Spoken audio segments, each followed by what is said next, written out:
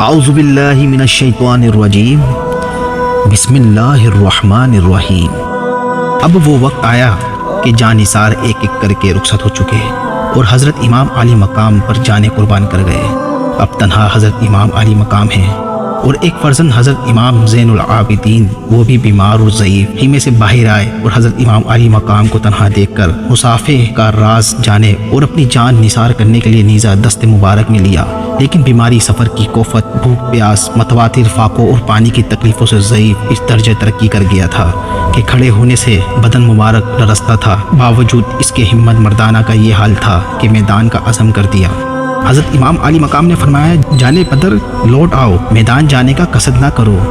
میں کنبہ قبیلہ عزیز و اقارب خدام موالی جو ہمراہ تھے راہ حق میں نثار کر چکا اور الحمدللہ ان مصائب کو اپنے جد کریم صلی اللہ علیہ وسلم کے صدقے میں صبر و تحمل کے ساتھ برداشت کیا۔ اب اپنا ناچیز ہدیہ سر راہ خدا عز و جل میں نظر کرنے کے لیے حاضر ہے۔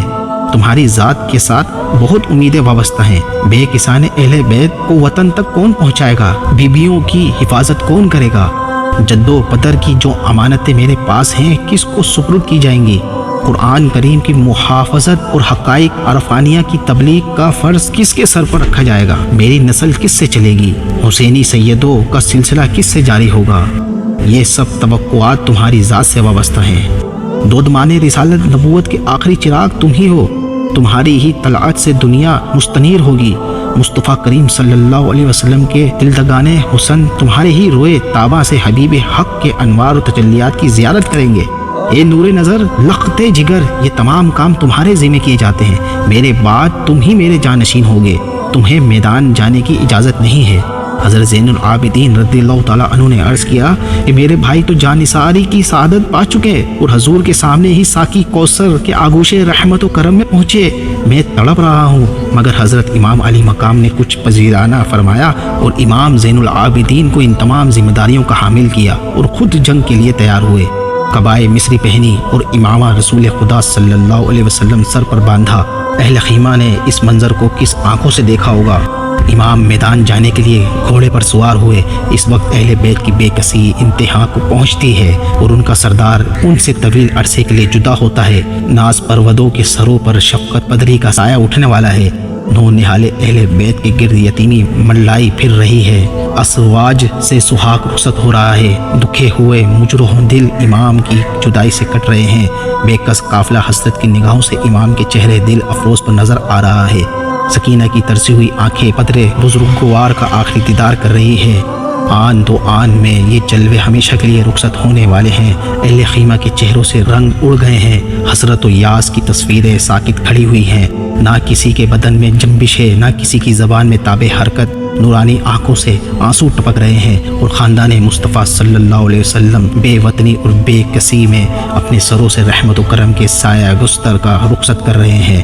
حضرت امام علی مقام نے اپنے اہل بیت کو تلقین صبر فرمائی، رضائی الہی پر صابر و شاکر رہنے کی ہدایت کی اور سب کو سپرد خدا کر کے میدان کی طرف رخ کیا۔ اب نہ قاسم ہے، نہ ابو بکر و عمر، نہ عثمان و عون، نہ جعفر و عباس جو حضرت امام علی مقام کو میدان جانے سے روکیں اور اپنی جانوں کو امام پر فدا کریں۔ علی اکبر سبھی آرام کی نیند سو گئے جو حصول شہادت کی تمنا میں بے چین تھے۔ تنہا امام ہے اور آپ ہی کو ادا کے مقابل جانا ہے۔ خیمے سے چلے اور میدان میں پہنچے۔ حق و صداقت کا روشن آفتاب سرزمین شام میں طالع ہوا۔ امید زندگانی تمنائے زیست کا گرد و غبار اس کے جلوے کو چھپا نہ سکا۔ حب دنیا آسائش حیات کی رات کے سیاہ پردے آفتاب حق کی تجلیوں سے چاک چاک ہو گئے۔ باطل کی تاریکی اس کی نورانی شعاؤں سے کافور ہو گئی۔ مصطفیٰ کریم صلی اللہ علیہ وسلم کا فرزند راہ حق میں گھر لٹا کر کنبہ کٹا کر سر بکف موجود ہے۔ ہزاروں کا لشکر سامنے موجود ہے اور اس کی پیشانی مصفہ پر شکن بھی نہیں۔ دشمن کی فوجیں پہاڑوں کی طرح گھیرے ہوئے ہیں اور امام علی مقام کی نظر میں پرکہ کے برابر بھی ان کا وزن نہیں۔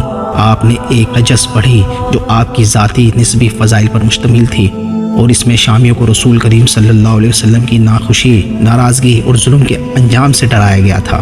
اس کے بعد آپ نے ایک خطبہ فرمایا اور اس میں حمد و صلات کے بعد فرمایا، ایک قوم خدا عز و جل سے ڈرو جو سب کا مالک ہے۔ جان دینا، جان لینا سب اس کے قدرت اور اختیار میں ہے۔ اگر تم خدا پر یقین رکھتے ہو اور میرے نانا جان مصطفیٰ کریم صلی اللہ علیہ وسلم پر ایمان لائے ہو تو ڈرو کہ قیامت کے دن میزان عدل قائم ہوگی، اعمال کا حساب کیا جائے گا۔ میرے والدین محشر میں اپنی آل کے بے گناہ خونوں کا مطالبہ کریں گے۔ حضور صلی اللہ علیہ وسلم کی شفاعت گناہ گاروں کی مغفرت کا ذریعہ ہے، اور تمام مسلمان جن کی شفاعت کے امیدوار ہیں وہ تم سے میرے اور میرے جانثاروں کے خون ناحق کا بدلہ چاہیں گے۔ تم میرے اہل و عیال میں سے 70 سے زیادہ کو شہید کر چکے ہو اور اب میرے قتل کا ارادہ رکھتے ہو۔ خبردار ہو جاؤ کہ عیش دنیا میں پائیداری اور قیام نہیں۔ اگر سلطنت کی طمع میں میرے در پہ عذار ہو تو مجھے موقع دو کہ میں عرب چھوڑ کر دنیا سے کسی اور حصے میں چلا جاؤں۔ اگر یہ کچھ منظور نہ ہو اور اپنی حرکت سے باز نہ آؤ تو ہم اللہ تعالیٰ کے حکم اور اس کی مرضی پر صابر و شاکر ہیں۔ حضرت امام علی مقام کی زبان گہر فشاں سے یہ کلمات سن کر کوفیوں میں سے بہت لوگ رو پڑے۔ دل سب کے جانتے تھے کہ وہ برسر ظلم جفائیں اور حمایت باطل کے لیے انہوں نے دارین کی روح سیاہی اختیار کی ہے، اور یہ بھی سب کو یقین تھا کہ امام مظلوم حق پر ہے۔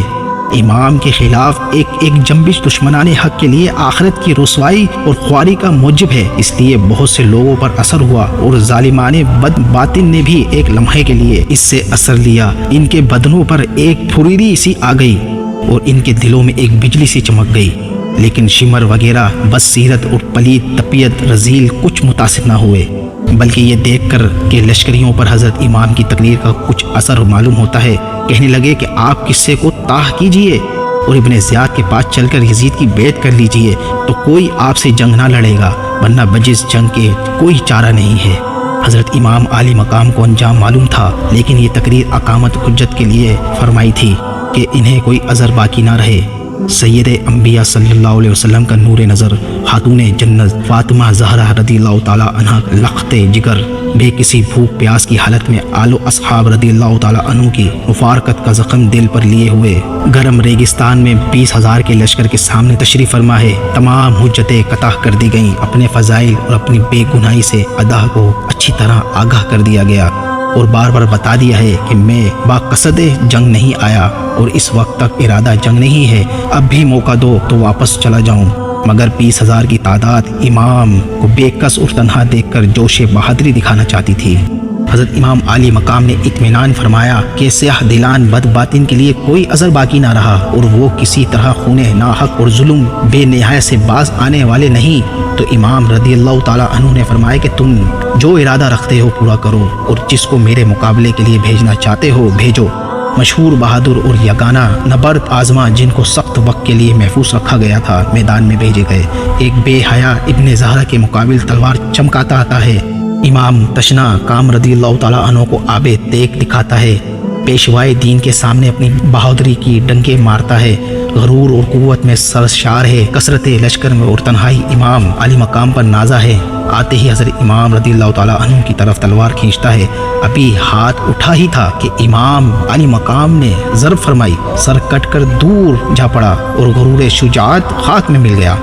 دوسرا بڑھا اور چاہا کہ امام کے مقابلے میں ہنرمندی کا اظہار کر کے سیاہ دلوں کی جماعت میں سرخروئی حاصل کرے۔ ایک نعرہ مارا اور پکار کر کہنے لگا، بہادران کوہ شکن شام عراق میں میری بہادری کا گلگلہ ہے اور مصر روم میں شہرہ آفاق ہوں۔ دنیا بھر کے بہادر میرا لوہا مانتے ہیں۔ آج تم میرے زور و قوت کو اور داؤ پیچ کو دیکھو۔ ابن سعد کے لشکری اس متکبر سرکش کی تالیوں سے بہت خوش ہوئے اور سب دیکھنے لگے کہ کس طرح امام علی مقام سے مقابلہ کرے گا۔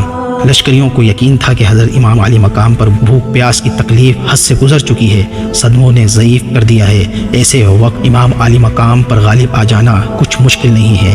جب وہ سپاہ شام کا گستاخ گھوڑا دوڑاتا ہوا سامنے آیا، حضرت امام علی مقام نے فرمایا، تو مجھے جانتا نہیں، تو میرے مقابل اس دلیری سے آتا ہے، ہوش میں ہو۔ اس طرح ایک ایک مقابل آیا تو تیغ خون شام سے سب کا کام تمام کر دیا جائے گا۔ حسین رضی اللہ تعالیٰ عنہ کو بے کس کمزور دیکھ کر حوصلہ مندیوں کا اظہار کر رہے ہو، نامردو، میری نظر میں تمہاری کوئی حقیقت نہیں۔ شامی جوان یہ سن کر اور تیش میں آیا اور بجائے جواب کے حضرت امام علی مقام پر تلوار کا وار کیا۔ حضرت امام علی مقام نے اس کا وار بچا کر کمر پر تلوار ماری۔ معلوم ہوتا تھا کھیرا تھا، کاٹ ڈالا۔ اہل شام کو اب یہ اطمینان تھا کہ حضرت امام علی مقام کے سوا اب اور تو کوئی باقی ہی نہ رہا۔ کہاں تک نہ تھکیں گے۔ پیاس کی حالت دھوپ کی تپش مزمل کر چکی ہے۔ بہادری کے جوہر دکھانے کا وقت ہے۔ جہاں تک ہو ایک ایک مقابل کیا جائے، کوئی تو کامیاب ہوگا۔ اس طرح نئے نئے دم بدم شیر سہولت بیل پیکر دیگ زن حضرت امام علی مقام رضی اللہ تعالیٰ عنہ کے مقابل آتے رہے، مگر جو سامنے آیا ایک ہی ہاتھ میں اس کا قصہ تمام فرمایا۔ لاشوں کے انبار لگ گئے، بڑے بڑے فخرے روزگار بہادر کام آ گئے۔ لشکر ادا میں شور برپا ہو گیا کہ جنگ کا یہ انداز رہا تو حیدر کا یہ شیر کوفہ کے زن اطفال کو بیوہ یتیم بنا کر چھوڑ دے گا، اور اس کی تیگ بے پناہ سے کوئی بہادر جان بچا کر نہ لے جا سکے گا۔ موقع مت دو اور چاروں طرف سے گھیر کر یکبارگی حملہ کرو۔ اور یہی صورت اختیار کی اور ماہ چرخ حقانیت پر جور و جفا کی تاریخ گھٹا چھا گئی، اور ہزاروں جوان دور پڑے اور حضرت امام علی مقام کو گھیر لیا اور تلوار برسانی شروع کی، اور حضرت امام علی مقام کی بہادری کی ستائش ہو رہی تھی، اور آپ خون خواروں کے انباہ پر اپنی تیغ آبدار کے جوہر دکھا رہے تھے۔ جس طرف گھوڑا بڑھا دیا، پرے کے پرے کاٹ ڈالے، دشمن ہیبت زدہ ہو گئے اور حیرت میں آ گئے کہ امام علی مقام کے حملے جانستان سے رہائی کی کوئی صورت نہیں۔ ہزاروں آدمی میں گھرے ہوئے ہیں اور دشمنوں کا سر اس طرح اڑا رہے ہیں جس طرح باد خزاں کے جھونکے درختوں سے پتے گراتے ہیں۔ ابن سعد اور اس کے مشیروں کو بہت تشویش ہوئی کہ اکیلے امام علی مقام کے مقابلے ہزاروں کی جماعتیں ہیچ ہیں۔ کوفیوں کی عزت خاک میں مل گئی۔ تمام نامورانے کوفہ کی جماعتیں ایک حجازی جوان کے ہاتھ سے جان نہ بچا سکی۔ تاریخ عالم میں ہماری نامردی کا یہ واقعہ اہل کوفہ کو ہمیشہ رسوائے عالم کرتا رہے گا۔ کوئی تدبیر کرنا چاہیے۔ تجویز یہ ہوئی دست بادست جنگ میں ہماری ساری فوج ابھی اس شیر حق سے مقابلہ نہیں کر سکتی، بجز اس کے کہ کوئی صورت نہیں ہے کہ ہر چہار طرف سے امام علی مقام پر تیروں کا مینہ برسایا جائے، اور جب خوب زخمی ہو چکے ہیں تو نیزوں کے حملوں سے تن نازنین کو مجروح کیا جائے۔ تیر اندازوں کی جماعتیں ہر طرف سے گھیر آئیں اور امام تشنا کام رضی اللہ تعالیٰ عنہ کو گرداب بلا میں گھیر کر تیر برسانے شروع کر دیے۔ گھوڑا اس قدر زخمی ہو گیا کہ اس میں کام کرنے کی قوت نہ رہی۔ ناچار حضرت امام علی مقام رضی اللہ تعالیٰ عنہ کو ایک جگہ ٹھہرنا پڑا۔ ہر طرف سے تیر آ رہے ہیں اور امام مظلوم کا تنے ناز پرور نشانہ بنا ہوا ہے۔ نورانی جسم زخموں سے چکنا چور اور لہولہان ہو رہا ہے۔ بے شرم کوفیوں نے سنگ دلی سے محترم مہمان کے ساتھ یہ سلوک کیا۔ ایک تیر پیشانی اقدس پر لگا، یہ پیشانی مصطفیٰ صلی اللہ علیہ وسلم کی بوسہ گاہ تھی۔ یہ سیمائے نور حبیب خدا عز و جل صلی اللہ علیہ وسلم کے آرزو مندانے جمال کا قرار دل ہے۔ بے ادبانے کوفہ نے اس پیشانی مصطفیٰ اور اس جبین پرزیا کو تیر سے گھائل کیا۔ حضرت امام علی مقام رضی اللہ تعالیٰ عنہ کو چکر آ گیا اور گھوڑے سے نیچے آئے۔ اب نامردان سیاہ باطن نے نیزوں پر رکھ لیا۔ نورانی پیکر خون میں نہا گیا اور آپ شہید ہو کر زمین پر گر پڑے۔